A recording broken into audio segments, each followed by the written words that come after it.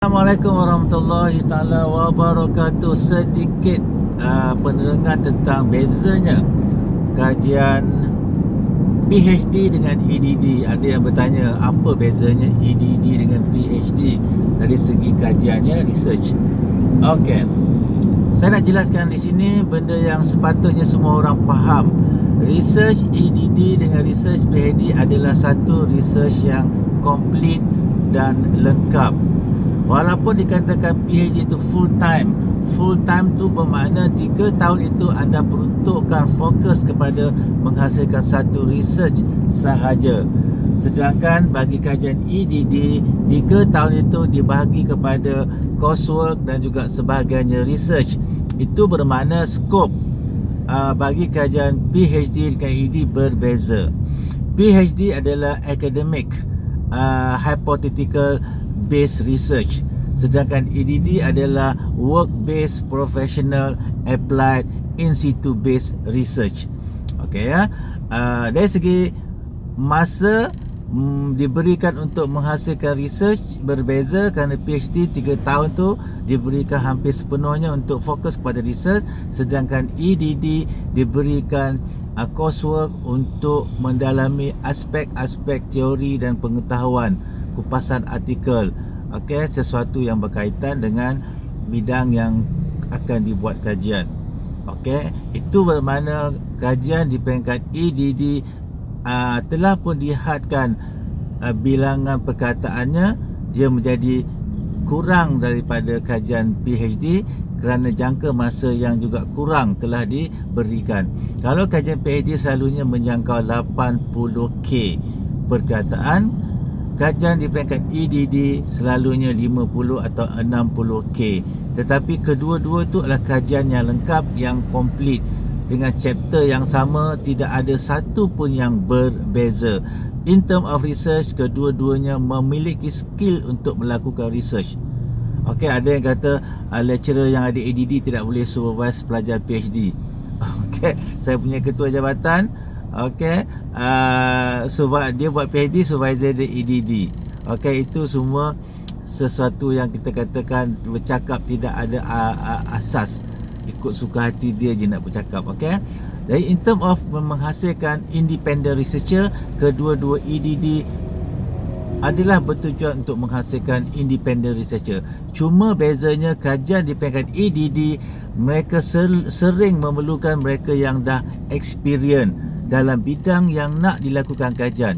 Sebab tu diadakan wujudnya Doctor of Education, di mana hanya guru, pendidik, pemimpin dalam education, jurulatih, trainers, coacher yang melibatkan training yang menjadi elemen dalam education, adalah mereka yang sesuai untuk melakukan EDD.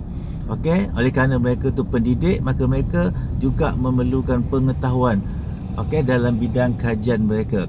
Okey, dari skop kajian professional based, work based, bermakna calon EDD perlu menghasilkan kajian berkaitan dengan profession masing-masing, supaya akhir nanti mereka boleh menjadi researcher dalam konteks profession mereka, boleh jadi pemimpin dalam konteks profession mereka, dan boleh menjadi decision maker dalam konteks profession mereka. Kalau guru, mereka guru saja, dan selalu mereka khusus kepada satu aspek yang lebih spesifik, supaya hasil kajian itu tidak terlalu besar, dan ia lebih bentuk praktikal untuk memajukan bidang tugas di mana calon itu berada. Sedangkan PhD asal-asalnya adalah untuk menghasilkan lecturers, mereka yang mengajar di higher institution. Jadi mereka ini akan melatih pelajar-pelajar lain untuk buat research, dan juga dalam masa yang sama elemen research itu dilihat sebagai elemen yang menjadi kewajipan sebagai seorang pensyarah di universiti, berbanding dengan guru, pendidik ataupun jurulatih, contohnya occupational health, social workers, yang memerlukan pengetahuan research dalam bidang dia sahaja. Maka kajiannya itu lebih berbentuk apa yang dia lakukan dalam profesionnya. Okey, dan penghasilan novelty tetap sama seperti kajian PhD, tetapi tentulah didambakan kajian-kajian yang lebih bentuk praktikal. Sebab itulah kita kena faham kajian-kajian yang berbentuk praktikal, kajian-kajian yang berbentuk innovation dalam skop kerja masing-masing. Ada satu juga kajian yang perlu dilakukan. Kita tak perlu ambil orang luar nak beritahu apa yang perlu dilakukan di sekolah. Kita tak perlu ambil orang luar untuk mengkaji apa yang perlu dilakukan oleh occupational therapy, oleh social workers untuk Kementerian Kesihatan Malaysia. Kita perlukan orang dalam juga yang juga membuat kajian, dan mereka itulah orang yang sesuai untuk mengambil Doctor of Education. Okey ya. Jadi penentuan tajuk skop itu perlu dibincangkan terlebih dahulu supaya kajian EDD adalah kajian EDD dalam skop pekerjaan profesional mereka yang memohon, dan kajian peringkat PhD boleh berbentuk hypothetical, buat teori panjang-panjang, lepas tu buat model, okey, untuk dicadangkan kepada keseluruhan mereka yang terlibat dalam bidang itu, tetapi tidak maybe kajian EDD yang lebih cenderung untuk membuat maybe modul yang lebih praktikal. Jadi itu jawapan saya. Okey, dan kedua-dua tu ada weightage-nya yang tersendiri.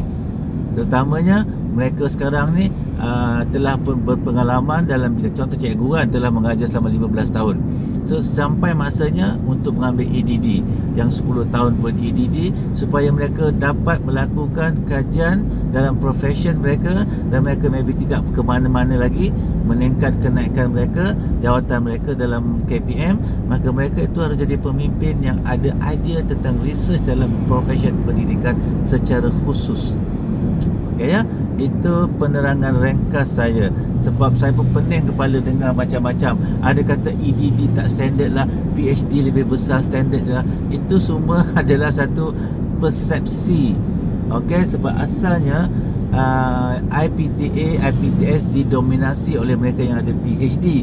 Mereka rasa tak selesa. Ada pula satu lagi doctorate program namanya EDD, DBA, D Engineering, D Literature. Okey, mereka tak rasa selesa dan mereka pun tak faham what is going on. Okey, akhirnya mereka menyebut oleh kerana anda mengambil coursework, maka anda punya research itu bukan full research, maka level anda lebih rendah. Okey, dan sedangkan kalau buat di US, mereka ambil coursework sampai 90 kredit walaupun mereka ambil PhD, sehingga kan masa untuk buat research itu taklah tinggal sebanyak mana. Okey, malah saya pernah menyatakan bahawa EDD di Malaysia ni hampir-hampir equivalent dengan PhD di US, yang dibangga-banggakan sangat. PhD tu makamnya lebih tinggi daripada EDD. Okey, kalau di US kena ambil 90 kredit, 70 kredit, kita dekat sini ambil berapa kredit saja untuk PhD. Okey, jadi pemantapan itu sebenarnya terhasil kerana adanya coursework. Jadi akhirnya bila PhD lebih banyak elemen research, okey, EDD ditampungi oleh elemen coursework, maka kedua-duanya equivalent. Okey, setara untuk menyumbang kepada masyarakat. Tidak timbul persoalan di PhD lebih baik. Okey, dan sebenarnya baik dan tak baik itu bergantung kepada bukan PhD atau EDD-nya, tetapi apakah anda lakukan selepas memperolehi mana-mana ijazah kedoktoran tersebut. Kalau dapat PhD tidur saja selepas itu, anda tidak ada kelebihan apa-apa. Kalau dapat EDD pun tidur juga lepas itu, anda juga tidak ada kelebihan apa-apa. Jadi sama ada anda ambil PhD atau ambil EDD, pastikan anda menyumbang selepas memperolehi ijazah tersebut. Dan untuk masa-masa yang akan datang, saya mencadangkan, mengesyorkan bahawa guru-guru harus memberikan keutamaan kepada EDD kerana anda diperlukan untuk membuat kajian yang praktikal, yang realistik, yang profesional dalam bidang kajian anda sendiri. Okey, saya dah sampai UPM. Itu saya berceloteh sedikit pagi ini dengan pening-pening kepalanya. Kedua-duanya equivalent. Assalamualaikum warahmatullahi taala wabarakatuh. I love you. Bye bye.